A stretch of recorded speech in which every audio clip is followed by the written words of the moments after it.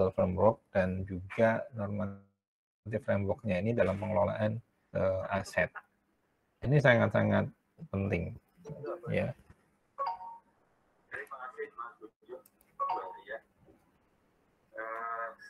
Ini sangat penting. Karena bagaimanapun kalian sendiri, kalau misalnya kalian dibelikan barang oleh orang tua kalian saja, kalau sampai barangnya hilang, pasti orang tua kalian akan ngomel-ngomel, ya enggak? Ya enggak, Dwi? Novinda, ya. Apalagi kalau dibelikan ini motor, tiba-tiba lapor, motor hilang gitu kan.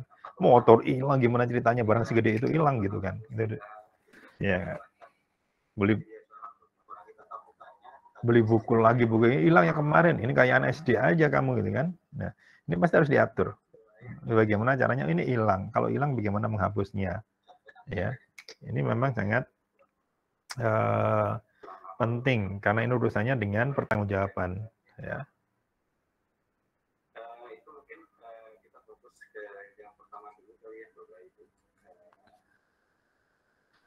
Jadi gitu. Nah, kemudian tadi Central Asset Management Unit ini sudah ada di JKN, di Kementerian Keuangan, kemudian di masing-masing unit organisasi, ada bagian asetnya. Nah, ini jadi kan memang pengelolaan yang harus dibuat secara baik, maka harus ada yang bertanggung jawab di situ, gitu ya. Kemudian accrual base sudah oke, harmonized classification, bagaimana mengklasifikasikan aset-aset kita dengan tepat, ya, dan itu sudah ada. Kemudian integrated computer system yang sudah dibangun dengan Sakti, yang sebelumnya dengan SIMAK BMN, jadi itu.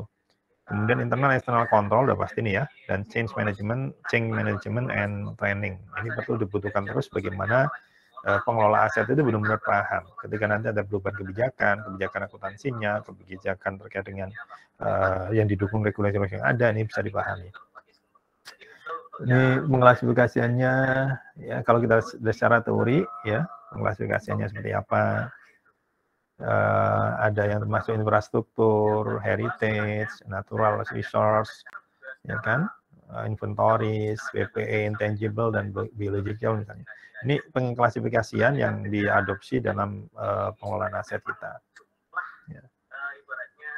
Asset acquisition, asset transformation, asset disposal, and transfer, ini udah pasti ya. Dari awal prosesnya, dari mana mulai perencanaan, pengadaan, kemudian proses pengelolaannya.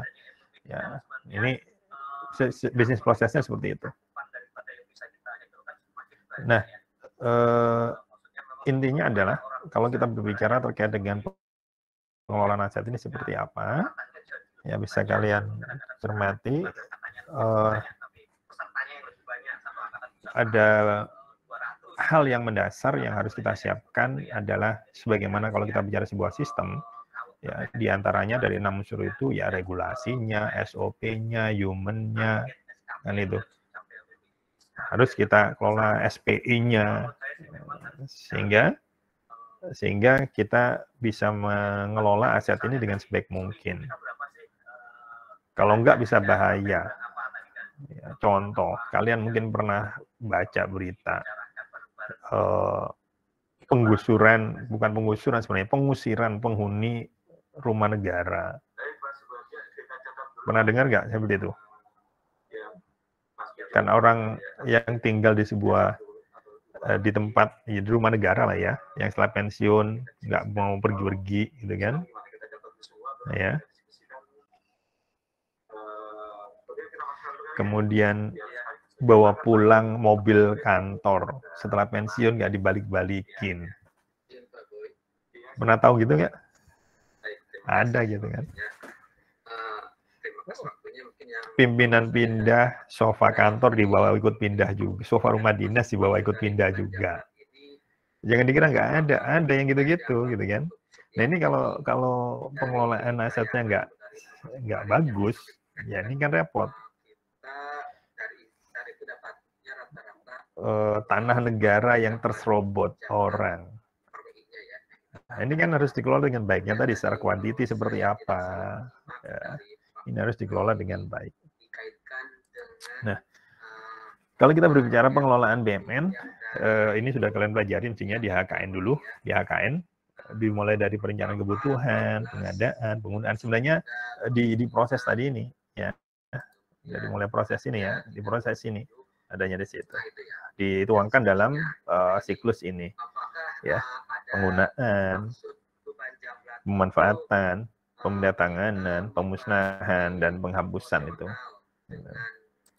Jadi itu. Nah, kalau kita perhatikan ini kita lihat peraturannya banyak sekali. Peraturan di perencanaan kebutuhan dan penganggaran ada peraturannya. Pengadaan ada aturannya, penggunaan ada PMK-nya, pemanfaatan ada PMK-nya, ada PP-nya, ada pemindatanganan, semuanya ada aturannya. Ini sangat-sangat rigid harus diatur di situ. Ya. Pengertian tadi sudah kita bicarakan, ya.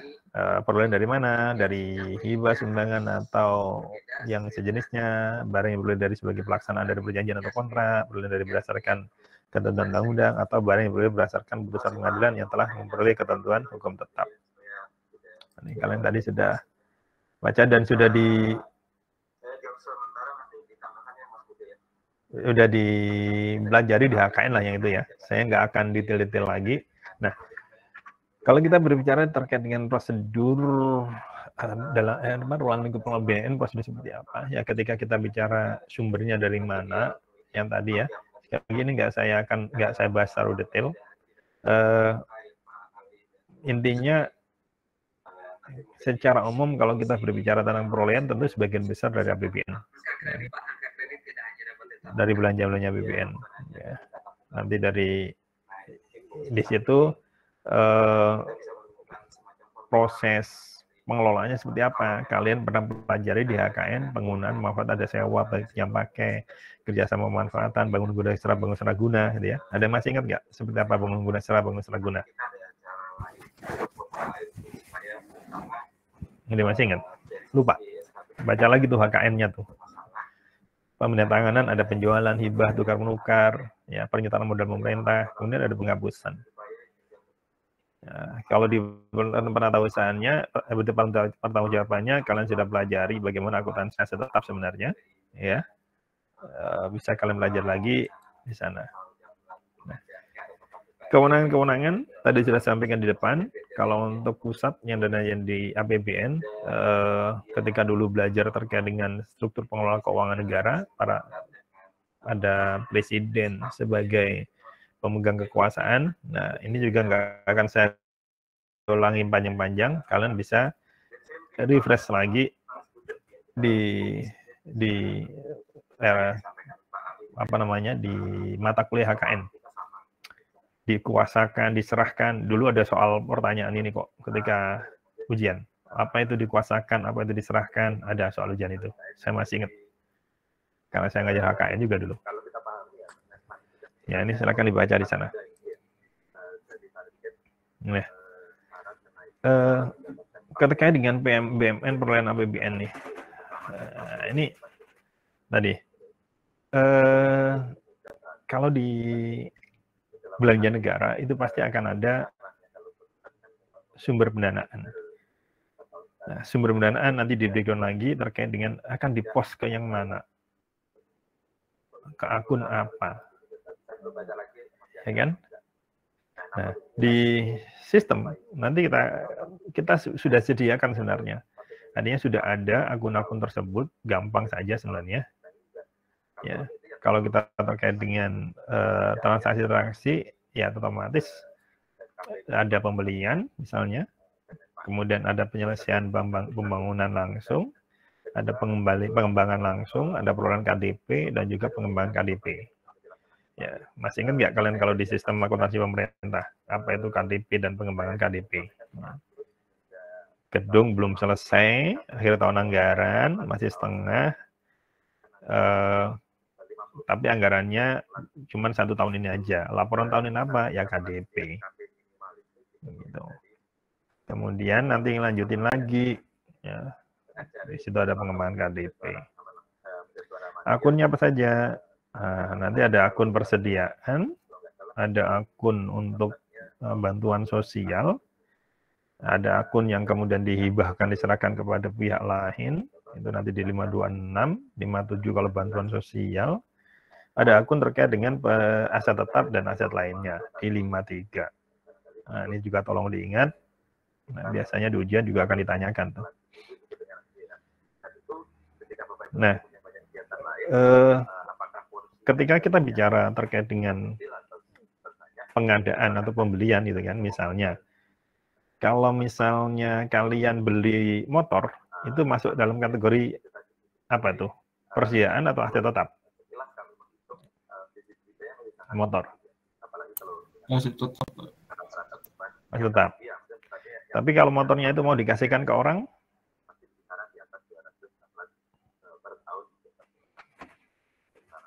ayo, motornya mau dikasihkan ke orang, bukan untuk kalian. Kalian beli motor dikasihkan ke orang. Jadinya apa tuh? Jadi aset tetap bukan?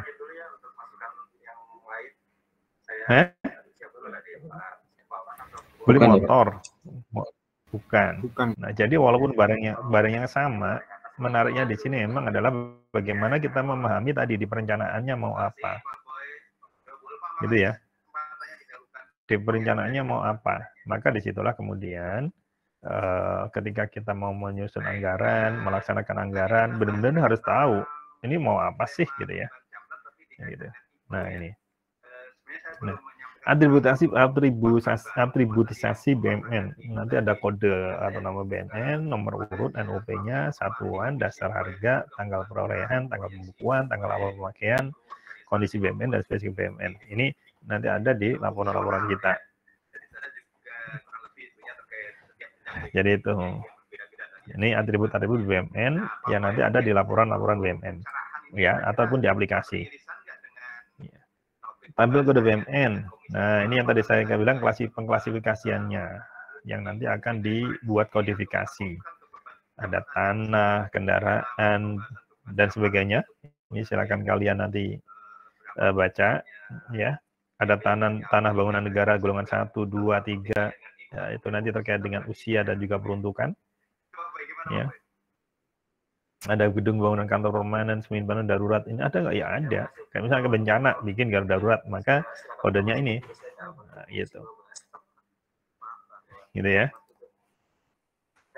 Nanti mappingnya, kalau kode 1 persediaan, 2 tanah, 3 peralatan mesin, 4 gedung bangunan, ini sama dengan kalau nanti kalian baca di akun ya. 51 itu belanja modal untuk, beda. Geser ke satu angka. Kalau 51 di kode akun itu menjadi tanah, kalau ini tanah 2. Nah, ini kode barang yang dikaitkan dengan akun nantinya. Nah, di sini akun terkait di laporan keuangan kita, persediaan 117 dan seterusnya, tanah 1311, peralatan mesin 1321, dan seterusnya. Gitu ya. Kalau ini ngikutin akun ini. Ya, kalau ini ngikutin akun. Nah, jadi ini penggolongan atau mapping kode barang ke kode akun. Nah, ini yang kalian baca nanti akan kalian lihat di aplikasi-aplikasi BMN kita. Nah, bagaimana BMN dalam laporan keuangan? Saya yakin kalian juga sudah pelajari di sistem akuntansi pemerintah. Dalam konteks ini, ketika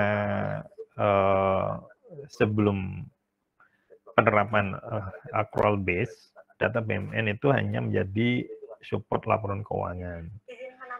Nah, setelah penerapan accrual base, maka dia mensupport neraca, laporan neraca. Ini neraca, LO, dan LPE gitu kan. Kalian udah tahu LO itu nanti kemana, sambungannya atau hubungannya, keterkaitannya dengan LPE. Kemudian ke neraca itu seperti apa. Nah, penyajian data BMN ada di laporan keuangan. Nah, apa pos yang disupport sama BMN? Neraca ada di aset lancar, itu persediaan, ada aset tetap, ada aset lainnya. Kemudian laporan operasional ada di beban persediaan, beban penyusutan, beban penyesuaian nilai persediaan, pendapatan penyesuaian nilai persediaan. Kemudian kalau di LPE ada koreksi atas ekuitas ketika ada penambahan atau pengurangannya. Gitu ya. Ini penyajian dalam neraca seperti ini. kalian saya yakin sudah sangat familiar, ya, seperti apa penyajian BUMN dalam neraca. Ya.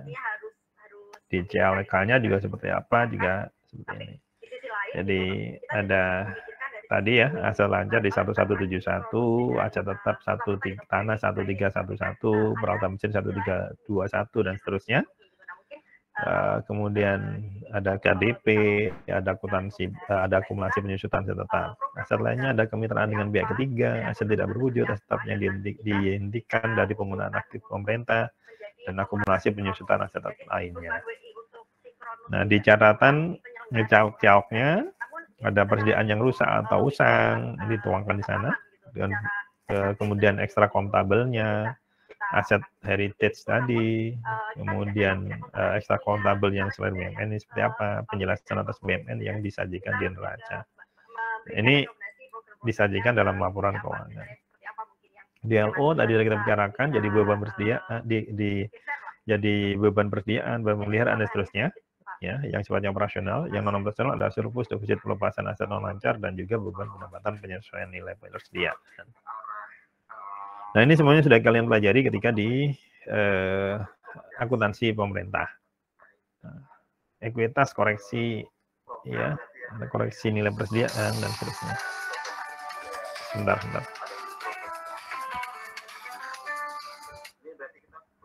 Halo Pak Oleh. Ya. Ya, kenapa?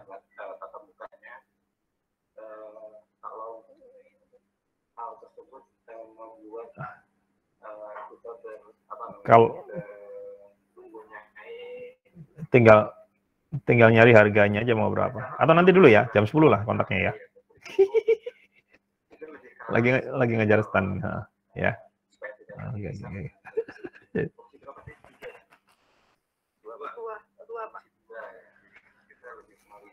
Jadi gitu ya.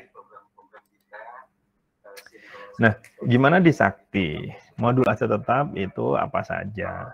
Nah, ruang lingkup modul aset tetap, ya tadi kita bicara ya, kalau pengelolaan otomatis sekarang terintegrasi di Sakti ya mulai dari awal sampai akhir. Nah, walaupun tentu ada kaitannya juga dengan beberapa modul yang lain, kayak modul anggaran. Makanya nanti di proses bisnisnya kan akan selalu seperti itu. Kapan ruang lingkupnya? Ruang lingkup ada 7, yaitu BUMN, yang kedua adalah KDP, MBWM bersejarah, aset tetap renovasi, yang tadi ya, barang pihak ketiga, barang pemerintah yang belum ditetapkan statusnya, dan BUMN kemitraan dengan pihak ketiga. Outputnya apa? Laporan BUMN, laporan posisi BUMN neraca, dan laporan BUMN yang terkonsolidasi. Jadi konsolidasi. Iya Pak, ini. Nanti kita ya. Dari Bapak Ibu kenapa sih ada modul aset tetap? Ya, tentu tadi menghasilkan laporan pertanggungjawaban dan laporan manajerial. Kemudian mendukung data jurnal pada modul JLP untuk pembuatan laporan keuangan. Ada otomatis ya, setelah BAST nanti modul jadi aset tetap. Kan itu kan? Kalau nanti ketemu lagi kan kita gambar-gambar itu kan, setelah itu muncul aset tetap. Kemudian terhubung dengan modul komitmen terkait perolehan BUMN sumber dana APBN. Terhubung dengan aplikasi pengelolaan BUMN. Nah, ini ada namanya aplikasi sistem manajemen barang milik negara. Ya, SIMAN. Itu. Nah, ini terkait dengan siklus ya modul aset tetap. Kalau kita perhatikan bagaimana proses migrasi transaksi ketika nanti ini tahun depan ya teman-teman di semua KL akan mengimplementasikan Sakti melakukan migrasi ini. Nah, ini untuk diketahui aja ya proses migrasinya seperti ini. Ya intinya adalah semua jenis kriteria barang tadi akan dimigrasikan ke Sakti kan itu kan. Ini Sakti. Ya dari transaksi-transaksi yang ada, ya kemudian di situ di transaksi BUMN nanti ada kemudian ada perolehan, perubahan, penghapusan, nanti dimigrasikan ke Sakti, ya, termasuk di dalamnya terkait dengan laporan-laporan terkait dengan nanti ada menu-menu BUMN hilang, BUMN usang dan sebagainya. Ya, ini ya dimigrasi dari yang semula disimpan BUMN seperti ini di aplikasi Sakti menjadi 7 modul tadi ya, dari 5 ke 7 gitu. Nah, ini prosesnya akan ada proses pencatatan, tujuan monitoring, kemudian summary-nya, pencetakan buku, kemudian aktivasi pembelian, dan sampai kemudian konsolidasi, maka masuklah nanti ke aplikasi Sakti, gitu ya. Ini proses migrasi dari aplikasi yang lama. Nah, ini tadi yang kita bicarakan. Kalau kita bicara aset tetap ini kan sebenarnya feeder untuk proses di modul JLP kan. Karena kan ini sebenarnya setelah misalnya setelah komitmen ada BAST, maka jadilah dia ke aset tetap. Setelah komitmen ada barang yang sifatnya persediaan, masuklah dia menjadi persediaan di sini. Kan itu. Ada BAST-nya pasti. Ini pasti setelah BAST. Nanti baru masuk ke sini. Dan ini mendukung tadi ya, menjadi pendukung bagi modul JLP ketika nanti akan menyetak laporan-laporan terkait dengan laporan keuangan. Ya. Diagram alirnya seperti apa? Nah, kalau kita berbicara ini, kalau kita bicara persediaan di sini, aset di sini, yaitu di DJKN dengan sistemnya teman-teman DJKN, gitu ya. Oke, itu aja sih. Tapi intinya semuanya kan ke sini semuanya nanti akan menjadi satu terintegrasi dalam aplikasi, dalam sistem Sakti. Gitu. Oke. Nah, bagaimana sih prosesnya gitu kan? Nah, kalau kita perhatikan tadi ya sudah saya ceritakan ada komitmen, modul komitmen. Apa saja di sini ada beli barang, kalau ada proses penyelesaian pekerjaan di situ semuanya. Tapi ujung-ujungnya adalah ada berita acara.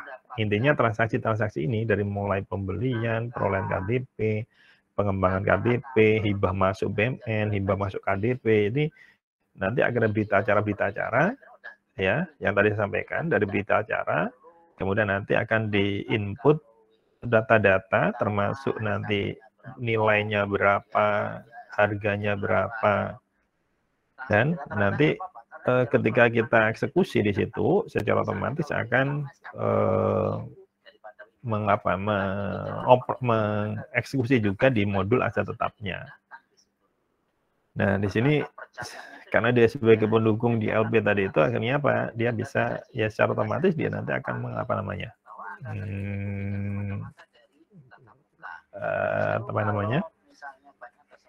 kalau dalam bahasa sistem otomatis akan memberikan respon kepada modul ini secara dua arah gitu.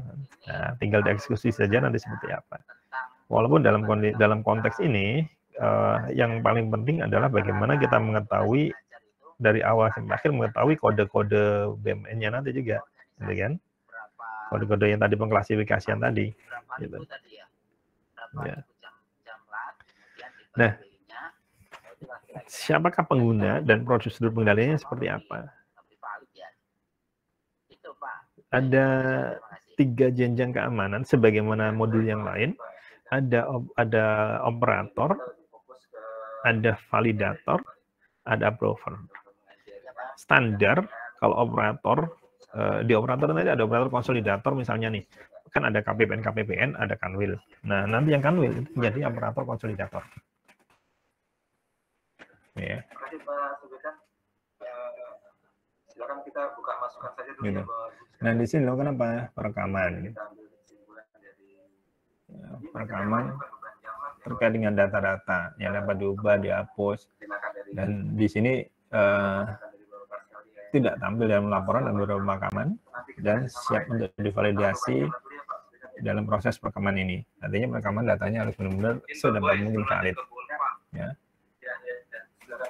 Ini di operator Satkem ini juga melakukan perekaman summary database juga, pencetakan laporan dan juga penutupan periode.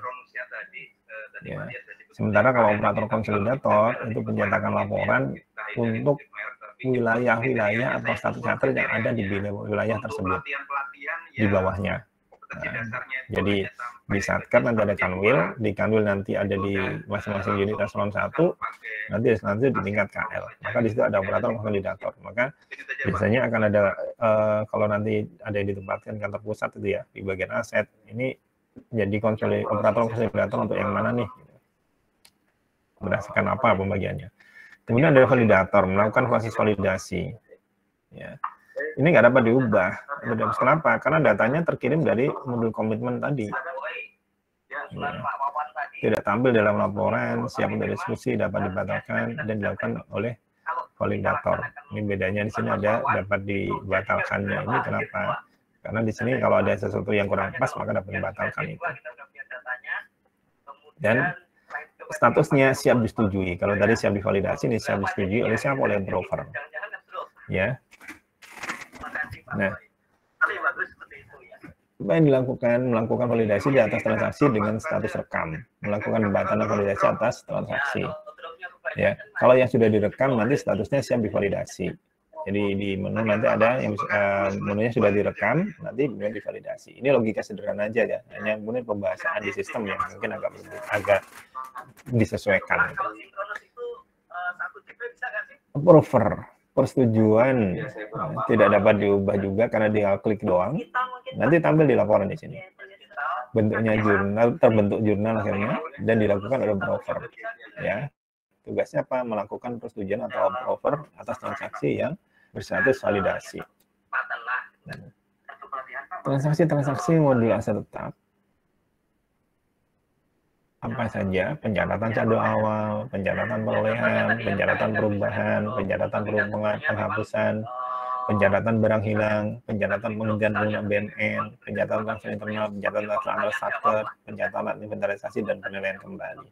Nah, prosedur-prosedur ini sebenarnya sudah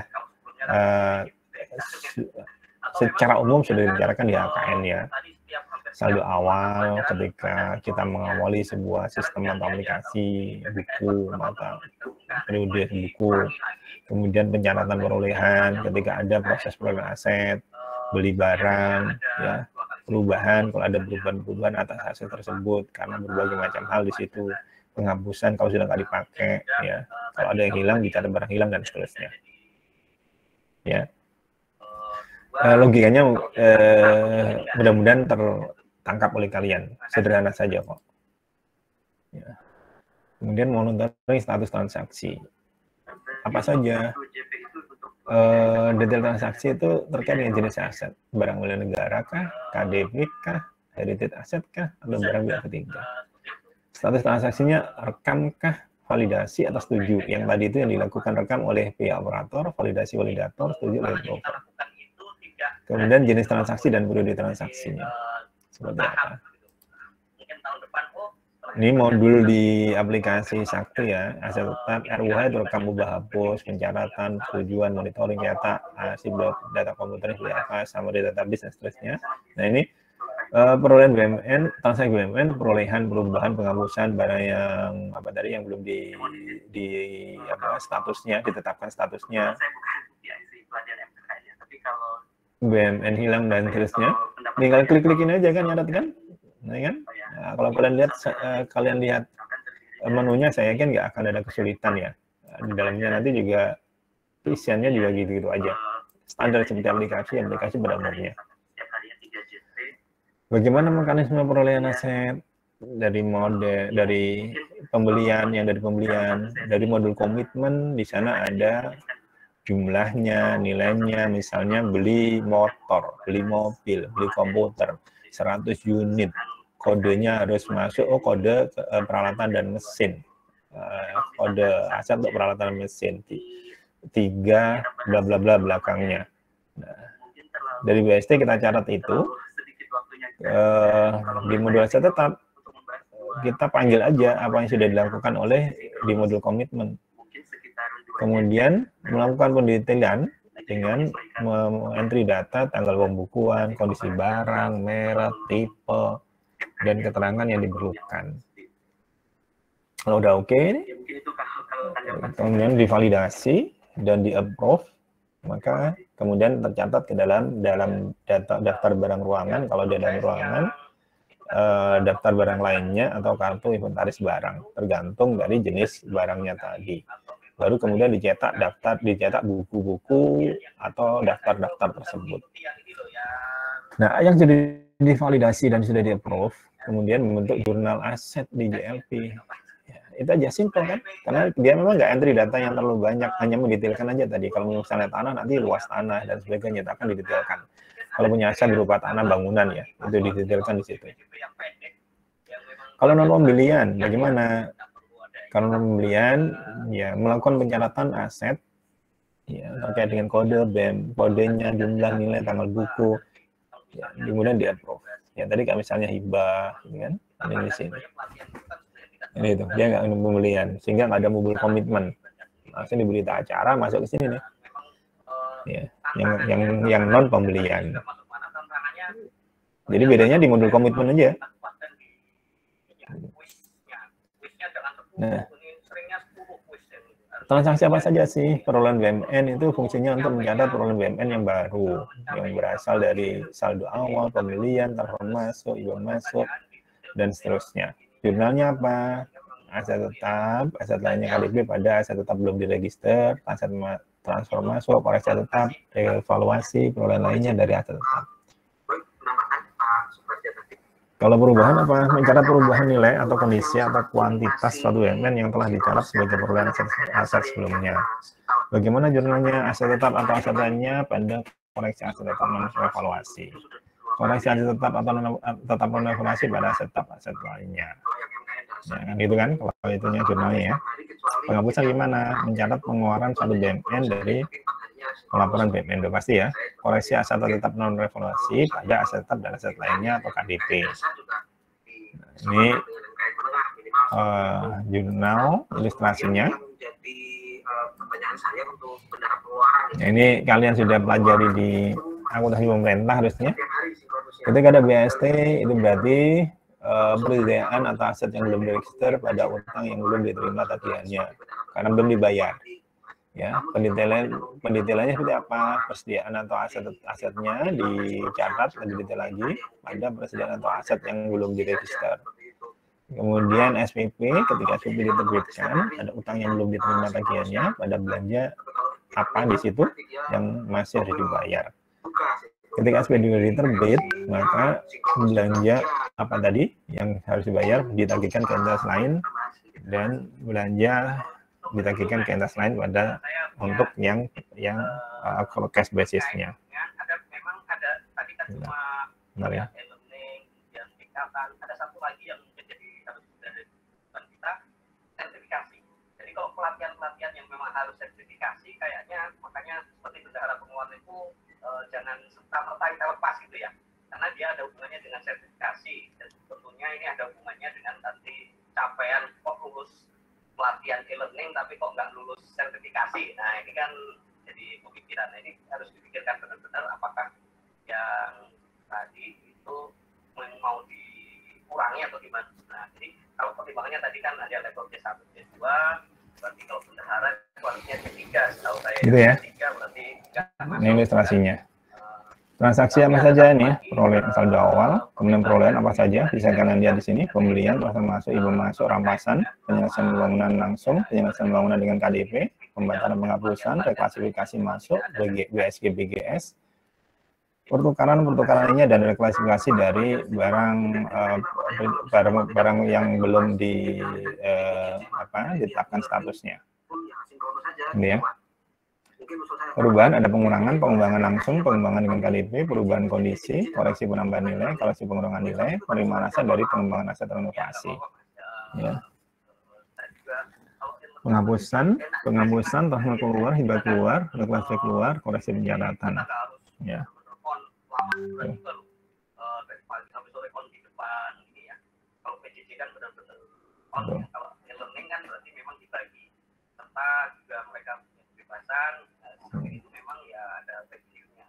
Transaksi KDP apa? Perolehannya gimana perolehannya? Ada pembelian, transfer masuk atau hibah masuk. Tapi kan belum jadi gitu kan. Perubahannya apa? Oh, lanjutin bangunan nih dengan pengembangan, kemudian koreksi penambahan nilai atau pengurangan nilai. Penghapusan ya penghapusan, transfer keluar, hibah keluar, ya.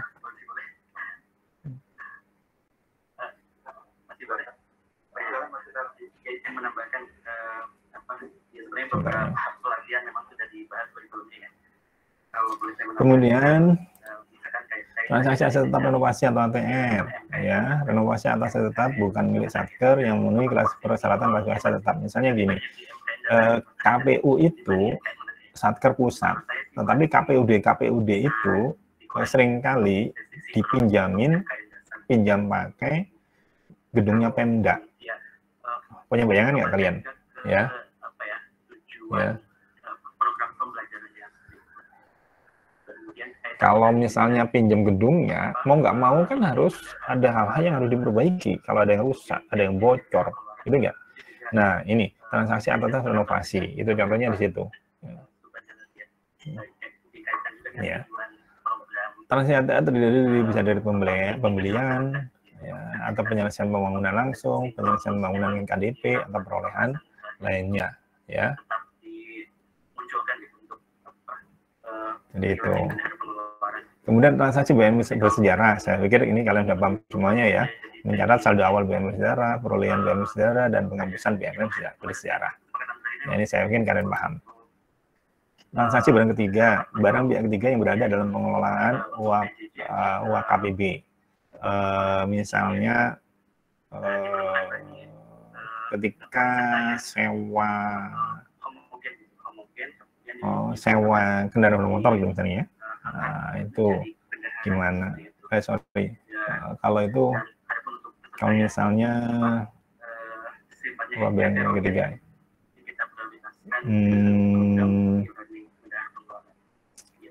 ya kayak tadi bukan sewa kalau ini, misalnya kayak kalau hasil dari proses kerjasama gitu ya, maka ada barang di situ yang digunakan oleh UAKPB, ya itu nanti dari mana perolehannya, kemudian penghapusannya seperti apa. Nah, kemudian proses pencatatan di kartu identitas barang. Ini harus detail, keep tanah, yang saya katakan tadi,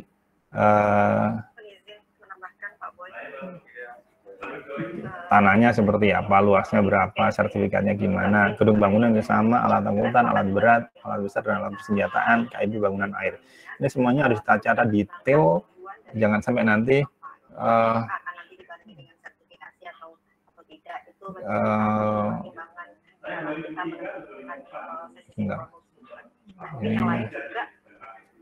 terkait dengan tujuan dari program ini, apakah ini merupakan program gedung dan bangunan, alat angkut, alat berat, dan sebagainya harus dicatat detail, merek, volume, pokoknya nomor rangkai, seperti itu lah.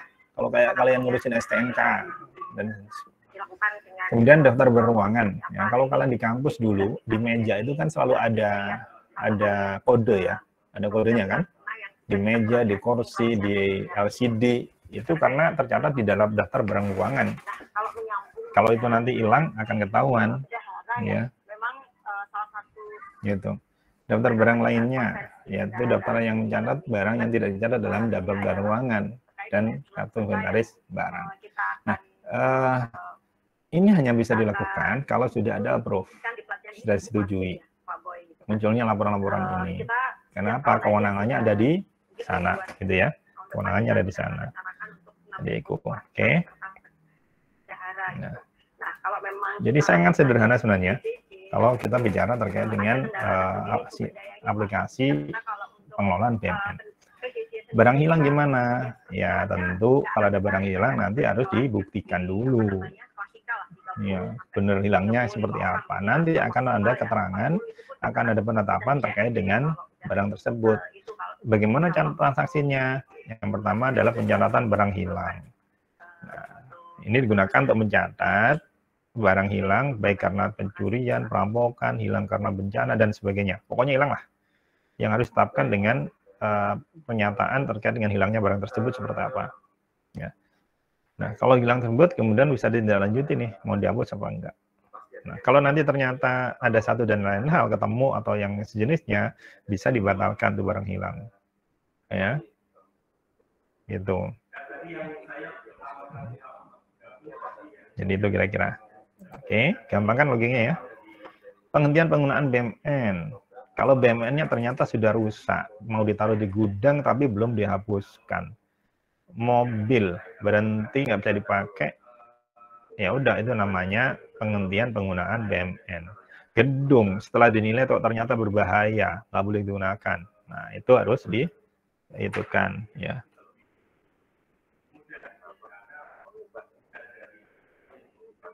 Jadi gitu.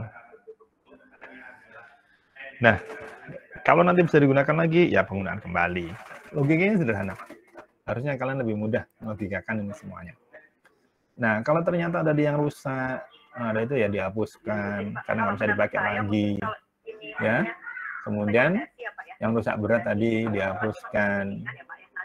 Ya, melalui usulan penghapusan dan pembatalan kalau memang harus dibatalkan. Nah, ini berdasarkan apa? Surat usulan penghapusan. Ini harus ada formalitasnya, usulan penghapusan. Dari kuasa pengguna barangnya dan diusulkan, maka nanti akan dicatat sebagai usulan penghapusan.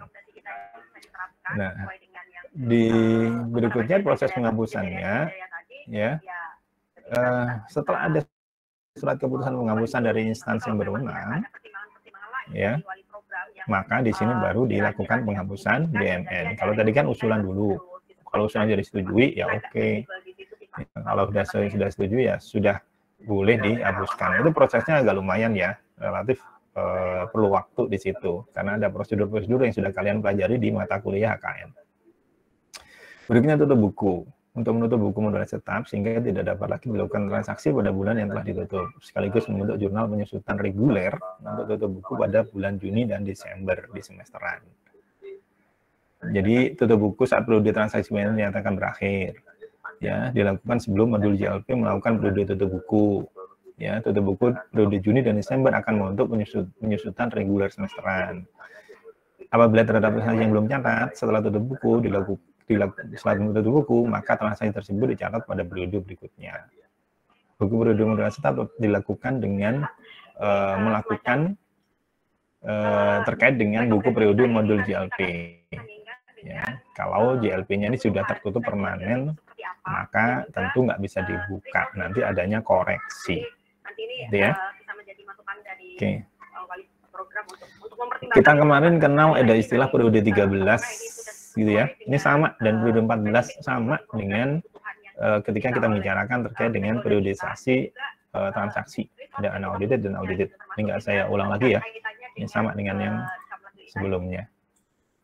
Summary database digunakan untuk semua transaksi yang telah disetujui oleh broker, dapat disajikan dalam laporan BMN melalui cetak laporan.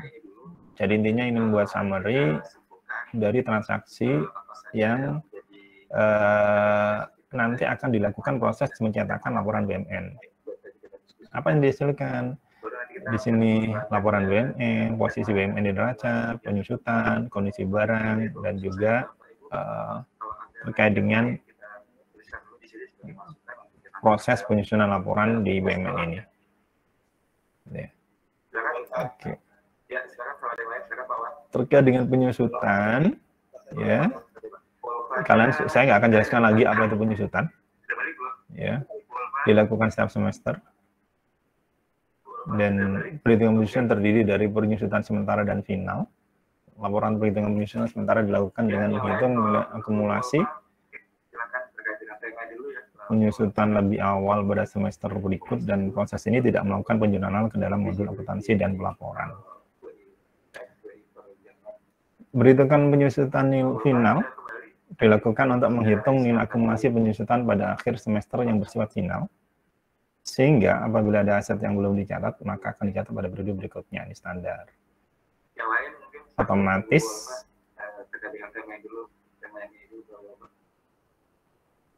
perhitungan penyusutan final dilakukan pada akhir semester dan sebelum modul akuntansi dan pelaporan melakukan rekonsiliasi ke KPPN pada periode Juni dan Desember. Ini bagaimana role-nya, prosesnya dalam penyusutan. Ini buku-bukunya. Kalian bisa cari ya, kalian bisa browsing sebenarnya di Google itu, kira-kira di googling ya. Seperti apa sih laporan BMN itu ya. Buku-buku BMN itu banyak kok sudah. Itu di manualnya juga ada, gitu ya. Ini bukunya. Laporan-laporannya juga saya yakin sangat mudah untuk kalian dapatkan di laporan keuangan di semua kementerian lembaga. Oke, sampai di sini ada yang mau didiskusikan? Izin bertanya, Pak. Silakan. Saya ingin bertanya, Pak, tadi mungkin terkait pembatalan penghapusan BMN. Apakah terkait pembatalan penghapusan BMN itu semua yang telah dihapuskan dapat secara langsung dibatalkan atau mungkin terdapat ketentuan khusus, Pak, agar bisa dikembalikan kembali? Pembatalan usulan penghapusan BMN. Itu nggak tadi? Betul, Pak. Ya. Kalau BMN sudah dihapuskan, ya bentar.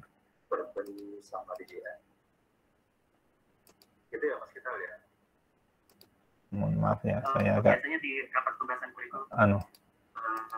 harus multitasking dengan sebelah saya. Oke, jadi kalau kita bicara terkait dengan pembatalan usulan penghapusan, kenapa? Kan macam-macam. Sebab dari penghapusan tadi apa dulu? Ini kan? Misalnya, bentar, saya di sini. Nah, usulan penghapusan kan macam-macam sebabnya, kan? Karena memang udah nggak dipakai, ya itu, atau mungkin karena misalnya kejadiannya karena tadi hilang, ya, kemudian dihapuskan, dan itu. Nah, kalau kemudian ternyata barang tersebut masih digunakan lagi, maka ya dibatalkan untuk usulannya. Tapi kalau barangnya sudah benar-benar dihapuskan, apalagi sudah ditindaklanjuti dengan adanya pemindah tanganan, ya otomatis nggak bisa lagi, gitu ya. Jadi usulannya, jadi pembatalan barangnya akan dihapuskan, gitu. Gitu ya, bukan yang sudah dihapus sudah selesai, udah tamat itu riwayatnya, gitu. Gitu ya. Baik, Pak. Terima kasih, Pak.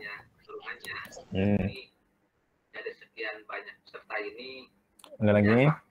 Izin bertanya, Pak. Silakan. Mengenai BMN berupa aset tetap dan aset tidak berwujud di model aset tetap itu, jika instansi memiliki BMN aset tidak berwujud itu, Pak, kalau misal terjadi usang atau hilang, itu perlakuannya apa sama dengan BMN aset berwujud ya, Pak? Itu dicatat atau tidak dicatat karena wujudnya yang tidak memiliki wujud fisik begitu, Pak? Ya, itu tetap dicatat dan nanti harus prosedur misalnya kalau misalnya hilang atau mungkin hal-hal yang tertentu nanti misalnya nggak digunakan lagi, sama dengan prosedur yang lainnya.